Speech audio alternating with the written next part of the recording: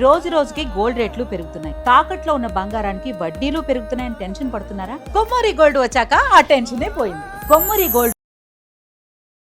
Hi, welcome to our channel. Present మనతో పాటు దాము భారతి గారు సీనియర్ జర్నలిస్ట్ ఉన్నారు. వారితో ఒకసారి మాట్లాడదాం. నమస్కారం సార్. సార్, ఇక్కడ ఫిర్జాది కూడా తేజస్విని ఇష్యూలో కొన్ని కీలక విషయాలు రోజుకొకటి బయటపడుతూ ఉన్నాయి. సో మనం చూస్తూ ఉన్నాం. అయితే ఇప్పుడు ఏమైందంటే సార్, తల్లి ఆమెను చంపి అన్నట్టు ఒక న్యూస్ అక్కడ వైరల్ అయిపోతుంది.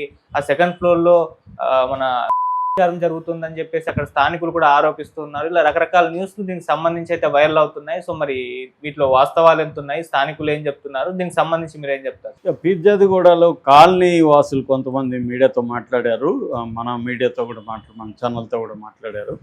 సో వాళ్ళు చాలా షాకింగ్ విషయాలు ఇప్పుడు బయటికి తీసుకొచ్చారు. మామూలుగా అయితే మనకి ఇప్పటివరకు తెలిసిన కథ ఏంటంటే, ఎంఐ తేజస్వి, వాళ్ళ అమ్మ అరుణ, వాళ్ళ నాన్న అక్కడ ఈశ్వరరావు, వీళ్ళు ముగ్గురు తెలుసు మనకి. వీళ్ళది విజయనగరం, అయితే వైజాగ్లో ఉంటారు. ఈ అమ్మాయి బెంగళూరులో సాఫ్ట్వేర్లో కంపెనీలో పనిచేసేది. అయితే అక్కడ ప్రెజర్ భరించలేక 6 నెలలకు ముందు రిజైన్ చేసి వైజాగ్ వచ్చేసింది.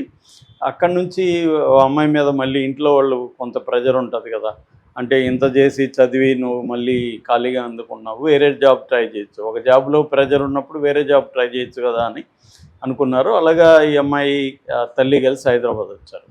ఇక్కడ నుంచే మనకి అనేక అనుమానాలు ఉన్నాయి.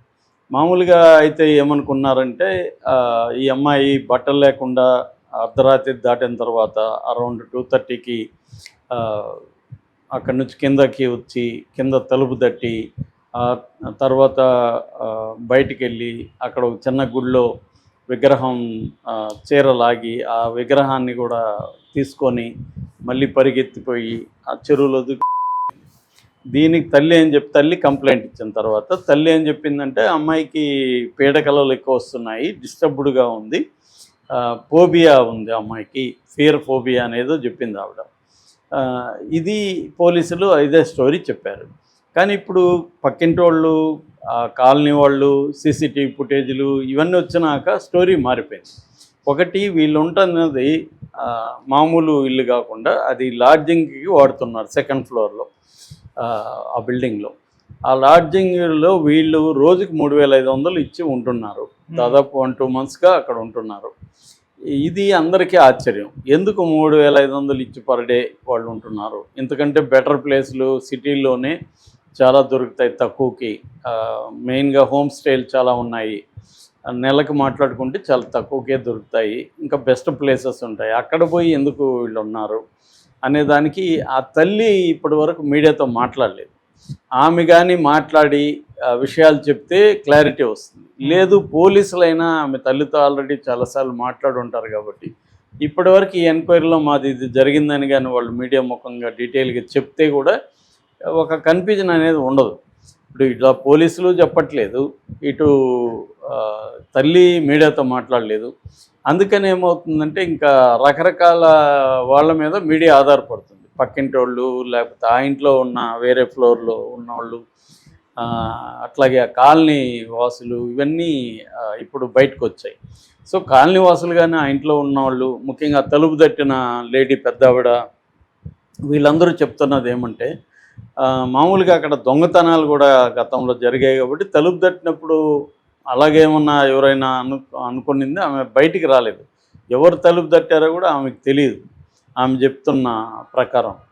అయితే కొంత తలుపు 10 నిమిషాల వరకు తట్టింది, ఈమె గమ్మున ఉండిపోయింది, ఆ పాప వెళ్ళిపోయినాక మళ్ళీ ఒక 3 కుర్రాళ్ళు వచ్చి వాళ్ళు తలుపు తట్టారు. కిటికీలో నుంచి చూసి ఎవరు మీరు అని అడిగితే, మేము ఇక్కడే ఉంటామండి, పైన ఉంటాము, ఇట్లా అమ్మాయి న్యూడ్గా వచ్చి తలుపు తట్టింది మాది, మాకు భయం వేసింది, మళ్ళీ కిందికి అరుస్తూ పరిగెత్తింది, అందుకని మేము మీ అబ్బాయి ఉన్నాడా, మీ అబ్బాయి ఉంటే లేపండి, ఒకసారి ఓనర్కి ఫోన్ నెంబర్ ఇస్తే ఓనర్తో మాట్లాడతామని అడిగారండి.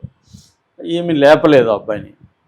లేపకుండా ఇప్పుడు ఈ టైంలో ఓనర్కి ఫోన్ చేసిన ఓనర్ తీయడు, ఓనర్ వచ్చేది ఏముండదు, మీరు వెళ్ళి తలుపు వేసుకొని పడుకోండి అని చెప్పిందంట. వాళ్ళు వెళ్ళిపోయారు, కానీ వాళ్ళు లోపలికి వెళ్ళలేరు. ఇంకెవరో వచ్చారంట, వాళ్ళని పట్టుకొని వాళ్ళు బయటికి వెళ్ళిపోయారు.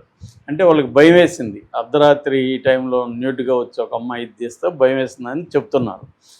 ఇప్పుడు ఆ నలుగురు కుర్రాల మీద కూడా అనుమానం వస్తుంది. ఇదంతా వాళ్ళే చేశారు, అసలు వాళ్ళే ఈ అమ్మాయిని చేసి చంపారు అన్న యాంగిల్లో ఒక యాంగిల్లో వస్తుంది. రెండో యాంగిల్ సెకండ్ ఫ్లోర్లో జరుగుతుంది, వీళ్ళ తల్లి ఈ అమ్మాయి దగ్గర ఇచ్చింది అన్న ఒక యాంగిల్ కూడా బయటకు వచ్చింది. ఇది నిజమో కాదో తెలియదు, మనం తల్లి మీద అట్లాంటి అబండాలు తెలియకుండా వేయడం కరెక్ట్ కాదు. కానీ ఆ కాలనీ వాసులు కొంతమంది ఈ కథనం చెప్తున్నారు. అక్కడ అది అవుతుంది సార్, కాలనీలో వాళ్ళు లాడ్జ్ అని చెప్పి ఇలాంటివి చేస్తున్నారు అనేది చెప్తున్నారు. చాలా చోట్ల ఇలాగా ఇల్లు తీసుకొని అనేది అనేది జరుగుతుంటుంది. అలాగే ఏమన్నా జరుగుతుందా మరి, కాలనీ వాసులకి తెలీదా మరి? అట్లాంటి ప్లేస్లో ఈమెందుకు సరే బిగినింగ్ తెలియకపోవచ్చు, 2 రోజులు నాకు తెలుస్తుంది కదా ఇలాంటి ప్లేస్ అని.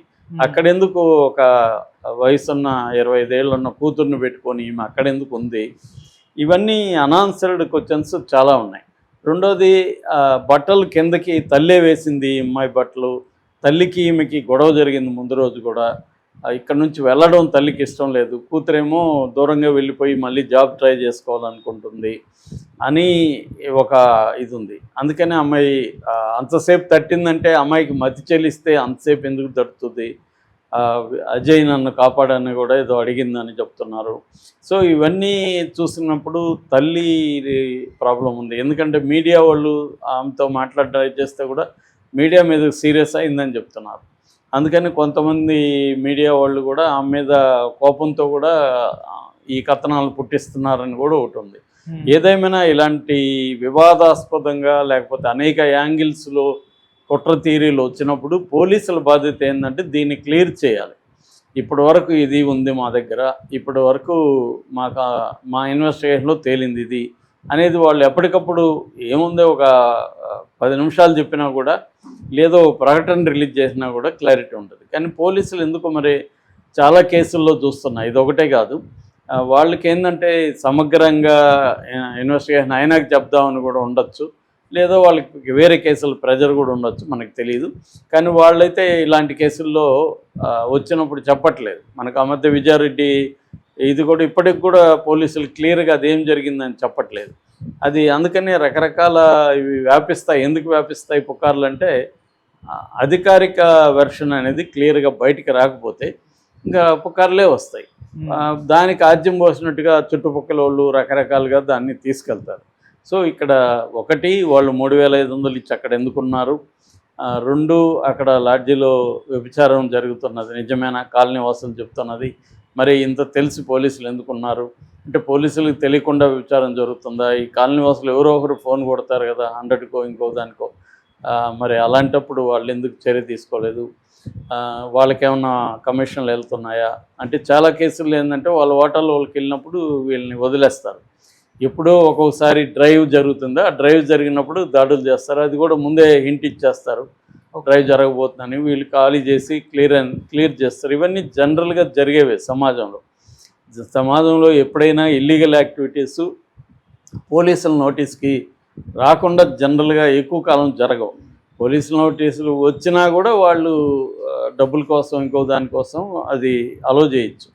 ఏదేమైనా ఇప్పుడు తల్లే చంపి అమ్మాయిని తల్లే వెప్పించింది అనేదానికి కాంక్రీట్ ఆధారాలు అయితే ఏమీ లేవు. ఇవన్నీ కూడా కాలనీ వాసులు చెప్తున్నదాన్ని మీడియా క్యారీ చేస్తుంది. అంత తప్ప మనకి పోలీసులు చెప్పిన అఫీషియల్ వెర్షన్ అయితే లేదు. అట్లాగే తల్లి కూడా ఏమీ మీడియాతో మాట్లాడలేదు. దీన్ని పుకార్లని ఆపాలంటే పోలీసులే ప్రెస్ మీట్ పెట్టి చెప్పాల్సిన అవసరం అయితే ఉంది. Okay sir, thank you so much.